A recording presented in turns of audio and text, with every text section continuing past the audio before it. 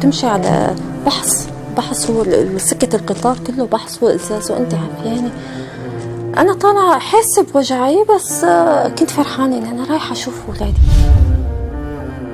ما حدا بيستحق ينحط حرف اسم على جسمي غير أولادي.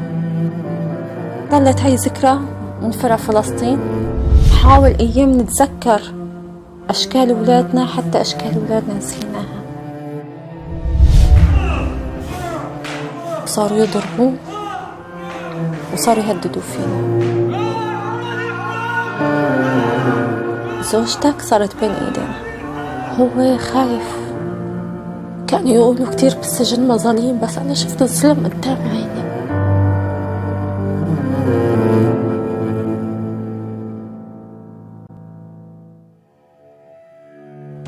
لولا آغا من مدينة حلب من منطقة صلاح الدين، متزوجة وعندي 4 أطفال.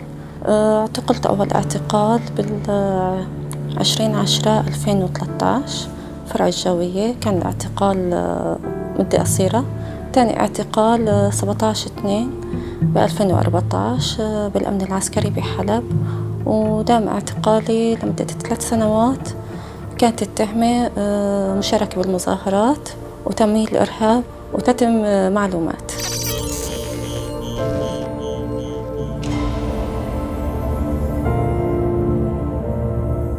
كانت حياتي جدا بسيطة. زوجي كان موظف، يعني حالة متوسطة.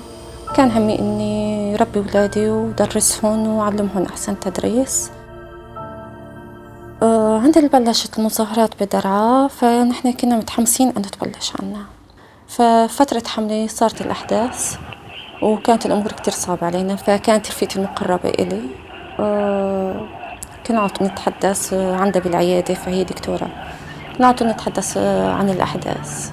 فمرة من المرات كنت عندها ورجعنا أنا على البيت وماشيين سوا.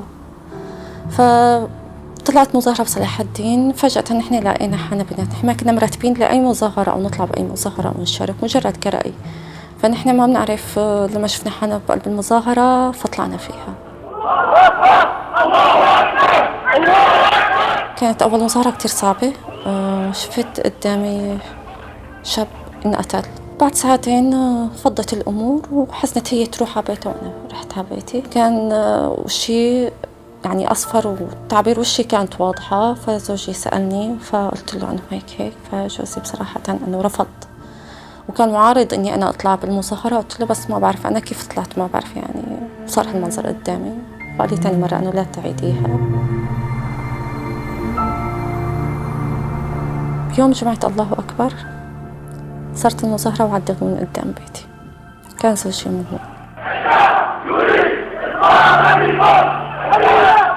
فالشباب بصرخوا مي.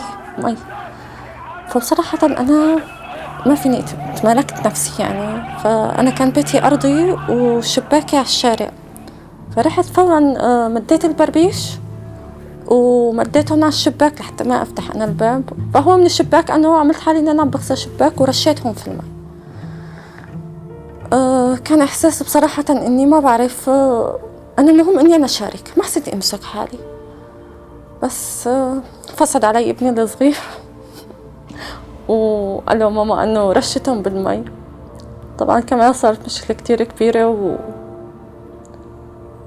قال له أنتي حامل خافي على حالك، إذا بدك خايفة على حالك خافي على الطفل.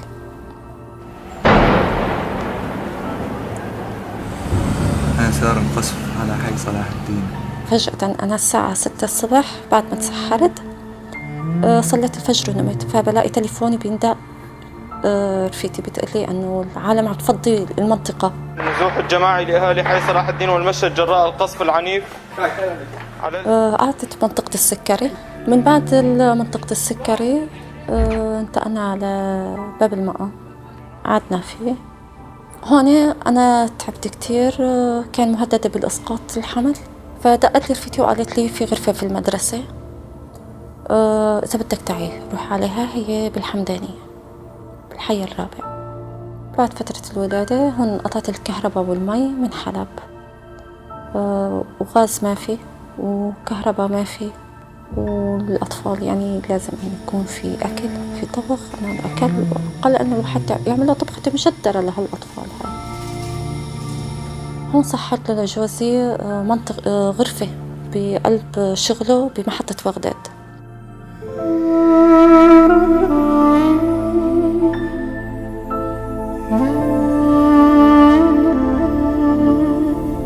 قعدت 20 يوم بهالغرفة هاي، وإجا الجوية دهموا البيت، دخلوا. كانت بنتي بإيدي، قلت لهم يعني شو السبب؟ كان بنتي عمرها سنة، رموها على الأرض وأخذوني أنا.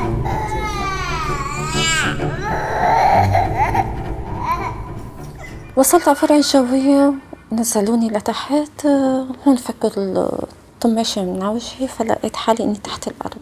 بقلي السجان بقلي ادخلي لجوا الحمامات. وبصراحة كانت طريقة التفتيش لا بابا، لا الدين ولا الأخلاق. للأسف كان قانون ماشي على الكل، أنه طريقة التفتيش هي التعري تماما.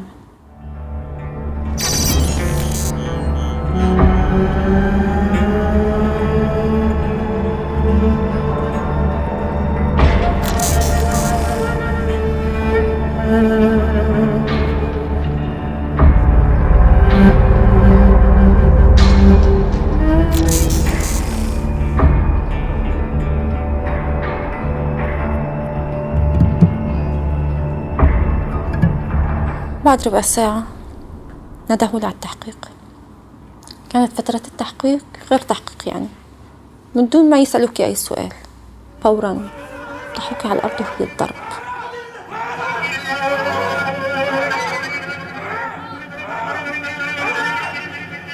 شبحوني تقريبا شي ساعتين، قتلوا عالي. فهن برشقوني في المي، عفكرن إن هن يصحوني وبيجوا برفسوني على بطني. دخلوني على الغرفة الساعة 5 الصبح، برجع بصرخ لي تحقيق. بعد 8 أيام صرخوا لي هون. أول سؤال بتوجه إلي أنا كنت شارك بالمظاهرات، فأنا نكرت. طلعوني من فرع الجوية للأمن الجنائي. تاني يوم تحولت على القاضي وطلعت من عند القاضي. فكانت فرحتي إني أنا راجعة على بيتي وبدي أشوف أولادي. طلعت من الأمن الجنائي طلع حافية، مالي لابسة أي شي برجلي. وأنت عم تمشي على بحث هو سكة القطار كله بحث وإزاز وأنت عافيانة. أنا طالعة حاسة بوجعي، بس كنت فرحانة إن أنا رايحة أشوف أولادي. فصرت أسأل أنا وين محطة القطار لحتى أوصل أنا الغرفة. قلت بدي دق الباب، ما رح أصرخ، أنا ما رح أعطيهم صوتي لحتى يفتحوا الباب ويتفاجئوا فيني. بدق الباب ما بلاقي حدا، بدق ما في حدا. فلقيت كمان شاب أنا مالي عرفاني من العتمة، مالي عرفاني من هون. فقلت له بيت المهمندار وين؟ قالوا لي من حضرتك؟ كمان هو مو عارفني. قلت له أنا زوجة أحمد مهمندار. قام قال لي زوجك أخذوا فرع سياسية تاني يوم اللي انت اعتقلت فيه. قلت له الأولاد وين هون؟ فقال لي أخذهن عمه. طبعا اعتقل زوجي من قبل كتائب البعث.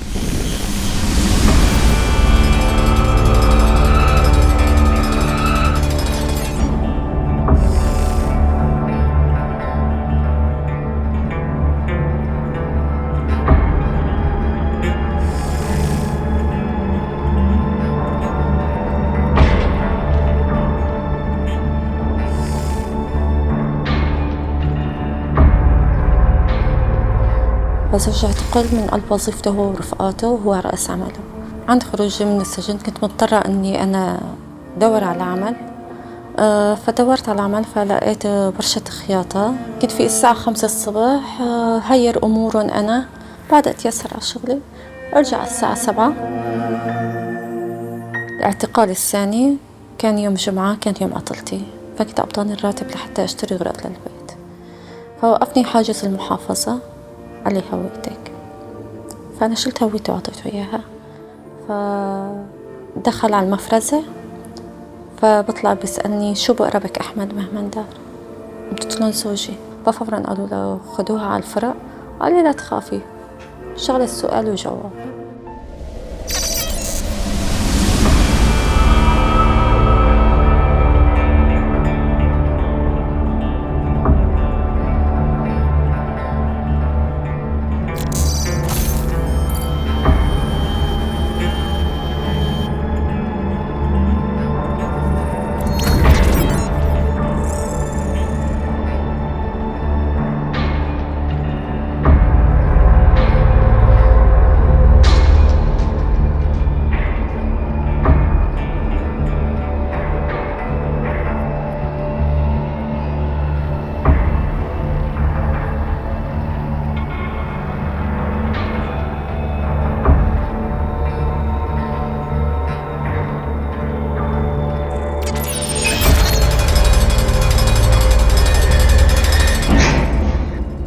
تاني يوم الصبح بيطلعوني لفوق على التحقيق، فبيخلوني أنا ساعة برا ناطرة.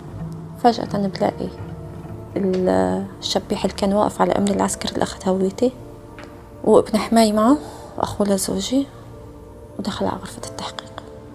ضل كمان تقريبا شي ساعة، بصرخوا لي أنا، فصاروا يوجهوا الاتهامات طبعا، وإني أنا كنت مول معلومات لجيش الحر. فأنا نكرت، قلت له لا، وقال لي عنا إثبات. فكان الإثبات هي مكالمة صوتية بيني وبين زوجي، مسجلها ابن حماي، كان من جواله. كان عم بيحكي معي زوجي، أنا كنت طالعة المناطق المحررة، كان في شوية زعل بيناتنا. قلت له بس لحتى تخلص الأمور أنا بنزل. فكانت هي الشغلة اللي تخلص الأمور أنا معناها في شي. فزوجي قال لي طيب ماشي، أنا بستناك بنتظرك. فصاروا يقولوا لي شو المهمة اللي كنت عم بتقومي فيها. نزلوني لتحت بعد ربع ساعة كالعادة. صرخ لي المحقق، هو المفروض كل تحقيق إنه أنا يكون وجهي ملتفت لعنده، فهو عافني ملتفتة على الحيط. حسيت بشي غريب، أنا كنت أعتمد على طول على السمع، حاسة السمع. حسيت بشي غريب، فأنا التفتت لحالي. فمنين إجاني الكف ما بعرف.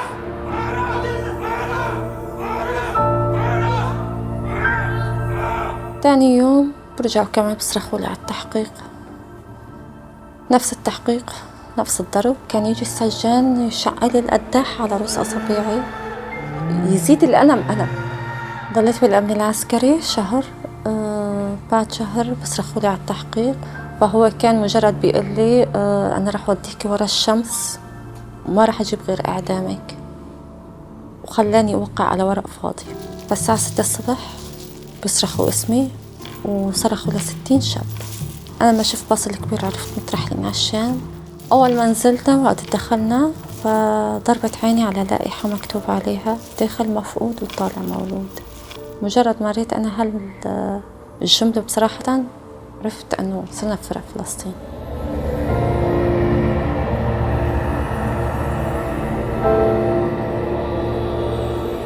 هالفترة هاي فرع فلسطين بتدخلي على الفرق تنتسي بقى عند 6 أشهر 9 أشهر لحتى يتذكروا يحققوا معك انت وحظك.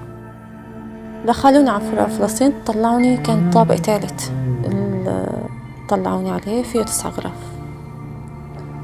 كل غرفة فيها 32 بنت. أصعب شيء إنه أنا قاعدة عم بستنى حالي إني نموت. الشباب كل يوم عم بتموت هنيك في فرع فلسطين بكمية كبيرة. يجيبوا لنا البطانيات نحن نتغطى فيهم، البطانيات فيهم دود جثث. فعدت فترة من الفترات طلعنا على الحمامات، فشفنا دبوس، فبنت من البنات أخذته ودخلته لجوا. البنات قاعدين كلها صف قدامها عم يدقوا، فأنا قلت لهم بعده أنا بدي أوشم. فاستغربوا البنات إنه أنا بدي أوشم. قلت له إيه، عشو بدك توشمي؟ قلت لهم حرف الاتش والان والام والاس. قال ليش كل هدول؟ على طول كنت طلع فيهم انه هدول احرف اسم ولادي، يا هل ترى شو عم بيعملوا.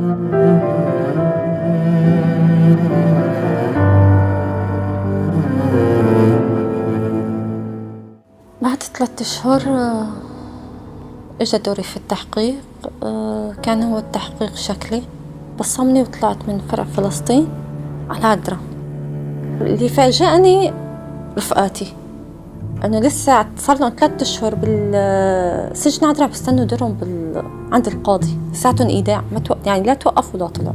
بعد 17 يوم طلبتني القاضية خلود الحموي. كانت هي معروفة انه هي ما كانت تطلع اي حدا لا اخلاء سبيل ولا براءة. كان عندها كتير لئم. لما عم توقفني قالت لي توقيف، نظرة عيونها فيها انه عم تقلك انت موقفة، يعني فيها شماتة. رجعنا لهون على السجن عدرا. طبعا هون كان في جناح التوقيف، هو الجناح الرابع. معروف هذا جناح كانوا يسمونه جناح الأموات. هنيك أنا ما أجتني ولا زيارة. كنت مضطرة أني أنا هنيك أشتغل حتى أصرف على حالي. ضليت سنة أنا بسجن عدرا. بعد سنة إجا أخلاء سبيلي. تحت كفالي 5000 ليرة على أساس إني أنا طالعة من السجن. فبيجي العقيد بيخبرني قبل بيوم بيقول لي عليكي برقية لفرع السياسية.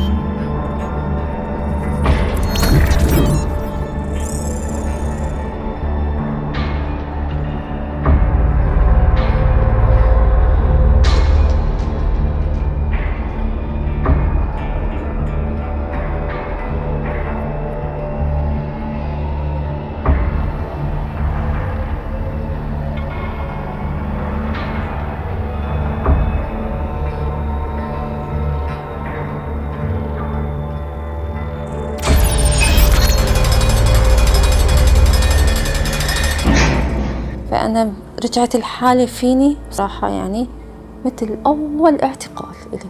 يعني تخيلي ترسمي كل هالأحلام براسك إنه أنت طالعة وفجأة تلاقي حالك أنت ترجع من أول بداية الصفر. بعد ما دخلت على الزنزانة بربع ساعة قالوا لي تحقيق، فبياخدوني برا الغرفة مكان تحت الأرض مسمينه المسلخ، وقال لي مسكي بالعصاي. كان معه عصاي اللي نحن مسمينها أخضر الإبراهيمي. كمشت العصاي ومشيت معه. كان رئيس الفرع هو عم بحقق معي أول تحقيق، وجنبه المحقق صوتين عم بيجيني، والمحقق عم بقول له سيدي. فأنا عرفت إنه هذا رئيس الفرع. فسألني أول سؤال كان على زوجي. أنا زوجي مسلح؟ قلت له مو مسلح. فقال لي أنت شو تهمتك بالجوية؟ رجعوا صاروا يعيدوا علي التحقيق من فرع الجوية. فقال لي طيب وقفي على طرف ونحن قلنا مفاجأة لك.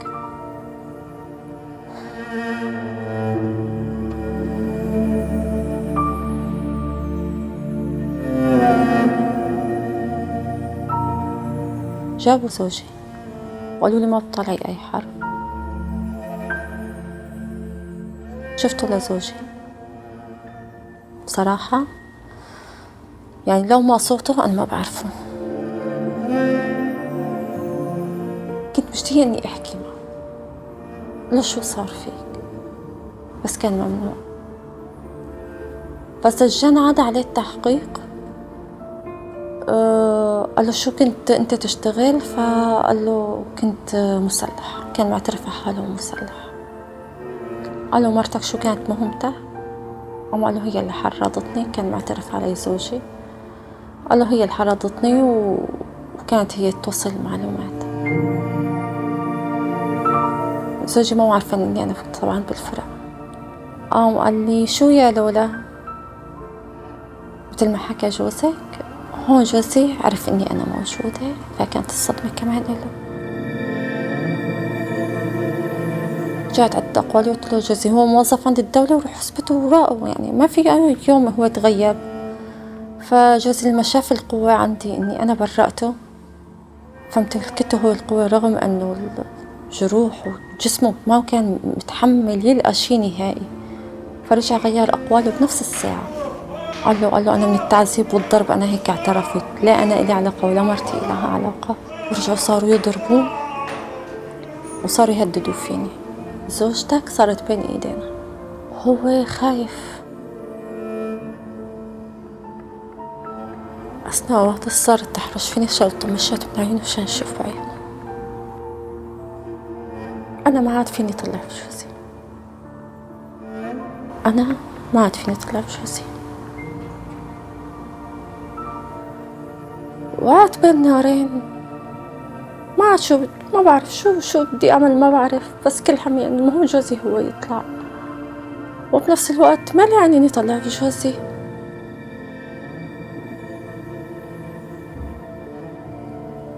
ما بعرف جوزي بوقتها شو حس. جوزي صرخ، ما بعرف من شدة الوجع اللي هو فيه، لا من شدة الشي اللي أنا بتعرض قدام عينه. ما بعرف شو بدي أوصف الحالة اللي نحن مرينا فيها. ما بعرف. كانوا يقولوا كتير بالسجن مظالم، بس أنا شفت الظلم قدام عيني. أنا شفت الظلم عم بتطبق لأقرب الناس إلي اللي هو كل حياتي، اللي هو زوجي. قتلوه ما له ذنب بشي، غير مجرد هو بده يعيش ويدير باله على أولاده فقط، ما بده أكتر، لا يتدخل بي أكتر. هذا الظلم حسيته. للأسف مو بس زوجي، كمان في كتير مثل حكايته انظلموا ما لهم علاقة بأي شيء. في منهم بيقولوا لا، النظام ما بيعمل إلا إذا كان في شيء. لا، نحن شفنا إنه ما في شيء، نحن دخلنا جوا وشفنا. يا ريت العالم كله توصل له هالنقطة هاي، إنه النظام بيعتقل، بياخد، بيقتل، بيضرب، ما بيهمه إن كان أنت عامل شيء وما كنت عامل شيء. هو بده ينفذ سلطاته عليك وبس، من دون ما تعارض بأي كلمة، من دون ما حتى تدافع عن حالك أو تدافع عن حقك. أنت عليك تنفذ. بدك تموت موت، بدك ترمي عرضك ارمي عرضك، ما عندهم أي مشكلة بهالشي هذا. المهم سلطاتهم يمارسوها، هذا المهم بس. بس قتلوا ما رحموا. زوجي طول عمره كان موظف بسكة القطار، كان ياخد راتبه من الدولة، لا له هون ولا له هون، وكان معروف. ظلموا، ما بعرف يعني شو اللي أثر فيه، بس أنا بقول لك هو مات من الذل اللي هو تعرض له. ذلوا رجالنا فينا، نحن كنا نقطة ضعفهم. أنا ما تخيلت أنه يموت قدام عيني. قلت يعني غمي، يعني الضرب اللي عم ياكله مو قليل. غمي. بعد يومين بصرخ لي المحقق بقول لي بكل بساطة، بقول لي جوزك فطس.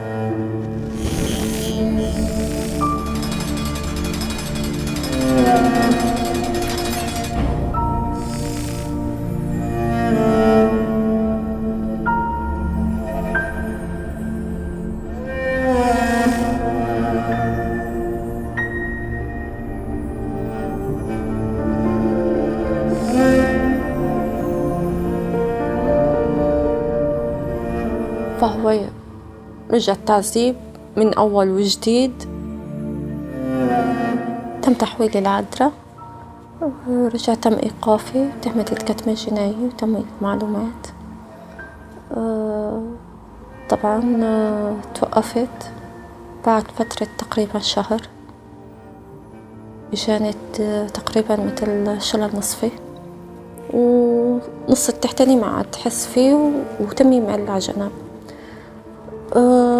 ضليت تعبانة شي جمعة، رجعت هون السخونة، رجعت راودتني. فقدت الوعي من شدة السخونة.